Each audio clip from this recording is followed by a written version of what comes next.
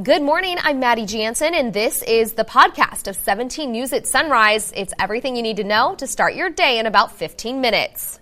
Working in the spirit of the Golden Empire, this is 17 News at Sunrise. Charged with murder overnight, the alleged gunman on the Greyhound bus is arrested. What we've learned about him and where he's from. 4 mayoral candidates shared their visions for Bakersfield, what they're saying they want the future of the city to look like. Still ahead. Caucus confusion this morning. There's still no clear winner after the Iowa caucus, but some Democrats are declaring victory. What's being blamed for all the chaos? Coming up this morning on this Tuesday, February 4th, 2020.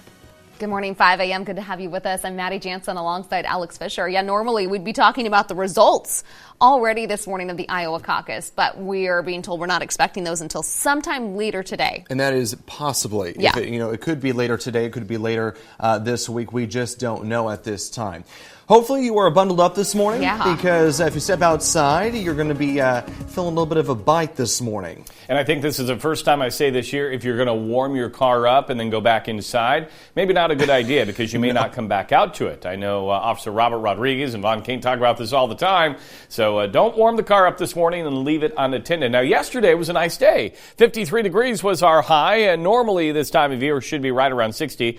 So we were below that, but overall it was a nice day. The record on that day, 79, set back in 2009. We sit at 33 degrees right now in Bakersfield with no winds to talk about. And as we take a look at the day, by 7 a.m. we should be right near 35, 48 at noon, and then by 3 o'clock climbing into the lower 50s with a light breeze. 25 right now in Tehachapi. We've got a dew point at -4, 28% on the humidity, so a dry air mass, a cold air mass, and we've got an east-southeast wind at 10 miles per hour. We're going to start out in those 20s, and then this afternoon, right around noon at 40, but then we slip back again into the upper 30s right around 3 o'clock with that northwest wind at 12. So that breeze is going to help cool us down just a little bit. I'll have much more on your forecast coming up in a bit, but first, let's get a check of the morning commute. We'll send that over to Alex. All right, Kev, thanks so much. Here's a look outside for the first time this morning at the 99 at Airport Drive, and as you can see, very quiet on that side of town. Everything else around the county looking great to start off your Tuesday. We'll have another check coming up in about 15 minutes. It is 5:02, and 17 News is your local election headquarters, and you saw it here on TV 17. KGET hosted a live mayoral debate. 4 candidates shared their visions for Bakersfield. 17's Eitan Wallace served as co-moderator and has a recap. The candidates spoke on a range of issues, from homelessness to public safety to the role of Bakersfield mayor. From the 17 News Studios, this is the Bakersfield Mayoral Debate. Sponsored by... Moderated by Jim Scott and I, the half-hour debate aired live on TV 17 and streamed live on KGET.com and our KGET Facebook page. The debate featured incumbent Mayor Karen Go, who has served as mayor since 2017. Challenging her, Dr. Gregory Tatum, a veteran and pastor of Change Community Church in downtown Bakersfield. Joseph Caparelli, he is a Korean War veteran and filmmaker, and businessman Mark Hudson. You see him there. He is a certified write-in candidate. Here are just a few highlights from the debate. I'm not a politician. I'm a man on a mission. I'm on a mission to unite the city by the hearts and to share the love of God. And I think the best way to do it is to listen to everyone that has a concern. I want to be for the people and mention that God loves everyone. So I think I'll bring a different perspective. If officer puts his badge on in the morning, we don't know if he's coming home. He does his job with all of his heart, and that means a lot to me. I wave at them. They're not the enemy. That's my friend. And I want people to understand that about our police department. They're great people. Instead of building a shelter, build something more of a rehab situation where it's a forced situation. It's not going to be something you can walk in and walk out of. If you're living on the streets, you go to this place. We'll pick you up, take you to this place. In there, you'll get rehab, detoxed. You'll get mental evaluation. You'll get social help. So when you do leave this establishment, you do have a place to go. Truly, I bring my experience not only in this job, but as county supervisor working for years in the business community and also in community outreach, community service. I see as a goal bringing people together and then working really hard to achieve that. I look forward to working with all people from all communities. I would be honored to have your vote. We should mention another certified write-in candidate, Joey Harrington, declined our invitation to participate in Monday's debate. Now, if you were unable to catch Monday's debate, it will air this Saturday at 6 p.m. in place of Kern County In Depth. We also have it full on our website and Facebook page. And looking ahead, KGET will hold 3 more debates this month featuring candidates for 1st, 4th, and 5th District Supervisors. In studio, Eitan Wallace, 17 News. It's 5:05 now. We have new information this morning about the alleged shooter who opened fire on a Greyhound bus. That deadly shooting happened early yesterday morning near the base of the Grapevine. CHP says the Greyhound bus was headed from Los Angeles to the Bay Area. The trip was interrupted when shots were fired. 1 woman from Colombia was killed. 5 others were wounded. CHP says Anthony Devontae Williams from Maryland was arrested for murder and attempted murder. A motive is still unknown. Williams is being held in the downtown jail, and he's due in court tomorrow. Overnight, the parents of a Delano man who was shot and killed Friday are pleading for the violence to stop. 21-year-old Adam Guillen and 4 others were shot on Hyatt Avenue, where they'd gone to remember a friend who died in a car crash in November. Guillen died at the scene. The others remain hospitalized. His parents say Guillen had no enemies. In fact, everyone who knew him loved him. They're asking for an end to the bloodshed. All these shootings are just senseless. There's nothing good that's coming out of it except a bunch of hurting, grieving, mourning families. And we just want it to end. Guillen's family started a GoFundMe to help pay for his funeral, and we've included a link to it in our web story at KGET.com. Meantime, if you have any information on this shooting, call Delano PD. A second mistrial is declared in the case of Michaela Bowers on trial for killing her longtime boyfriend. Jurors deliberated for 4 days, voting at least a dozen times, but still could not reach a verdict. Bowers admits she shot and killed Ray Ingram, the popular chef and owner of Jay's Place. Prosecutors say Bowers was fed up with Ingram's long history of cheating, but the defense claims she shot him in self-defense after putting up with decades of physical, mental, and emotional abuse. 12 jurors, 5 women and 7 men, could not agree on what she may be guilty of.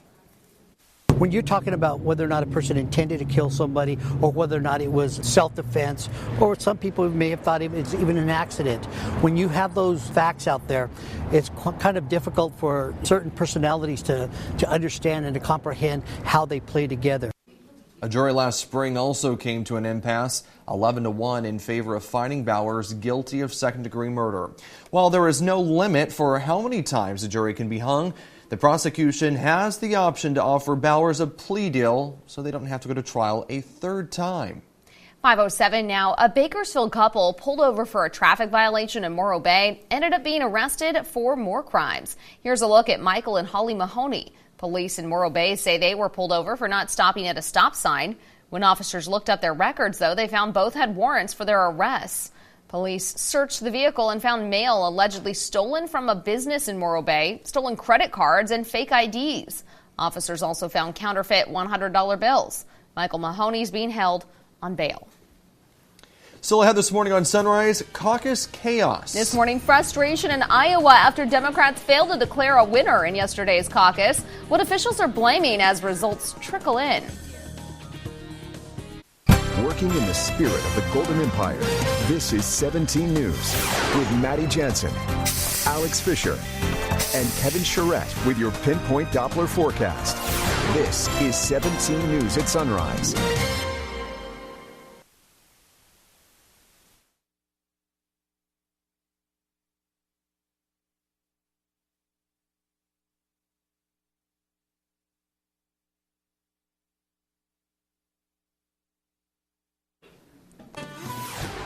Welcome back here at 5:20. Last year, we told you about the Bakersfield family that will be featured on a popular home improvement show. Now you can watch the incredible transformation on the first episode of the season for Extreme Makeover Home Edition. You may remember the Mosley's family. Jessica Mosley, her 5 kids, and Mother Pam were all living in the old 3-bedroom home.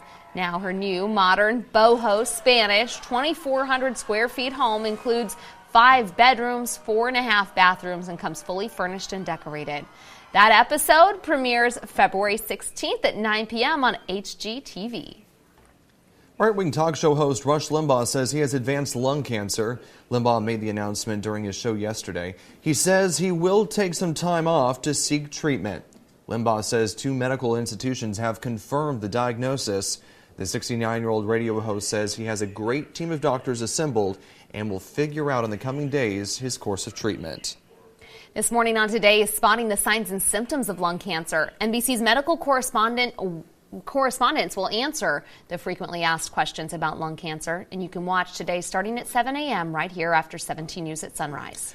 Houchin Blood Bank has put out a call for donors. The blood bank says after recent emergencies, they need to replenish.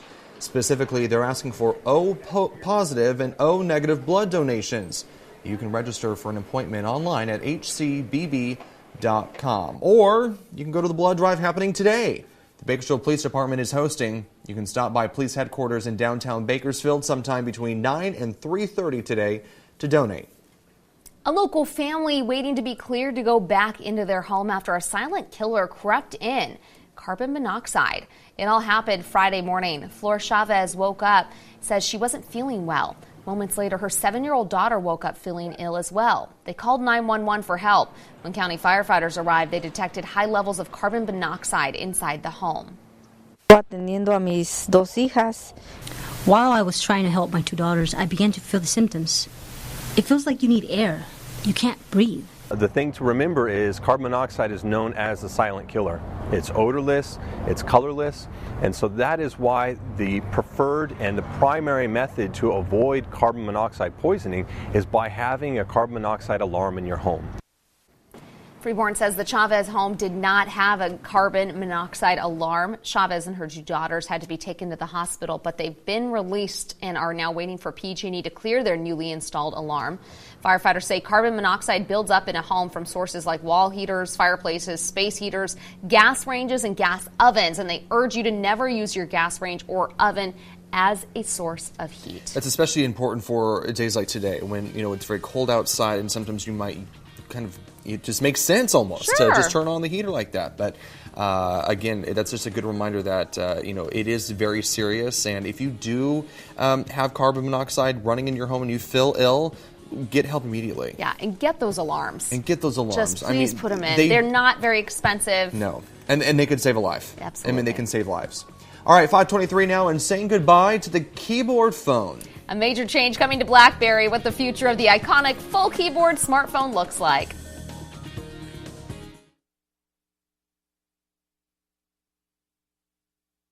KGET Business Watch is brought to you by Grapevine MSP Technology Services, the Valley's leading IT service provider. Welcome back. Your time now is 5:26, and let the countdown begin. We are some 3 months away from Give Big Kern Day. It is the biggest fundraiser of the year for local nonprofits. It is organized by the Kern Community Foundation. They're already getting prepared. The foundation held a training session yesterday to help more than 100 nonprofit leaders get ready for the event. Last year, nearly $430,000 was raised, along with 89,000 hours pledged for volunteer work. You can find more information at givebigkern.org. The BlackBerry, or rather new versions of the iconic full keyboard smartphone, may be disappearing once again. The electronics company that has been making the BlackBerry, TCL Communication, says it will stop selling them in August. The company's partnership with BlackBerry has ended, and it does not have the rights to design, make, or sell the devices. BlackBerry stopped making its own smartphones in 2016 and outsourced production to TCL for a fixed period. It is unclear whether BlackBerry will partner with another company to continue selling the devices. TCL will continue supporting existing devices with customer and warranty service until 2022. Maddie?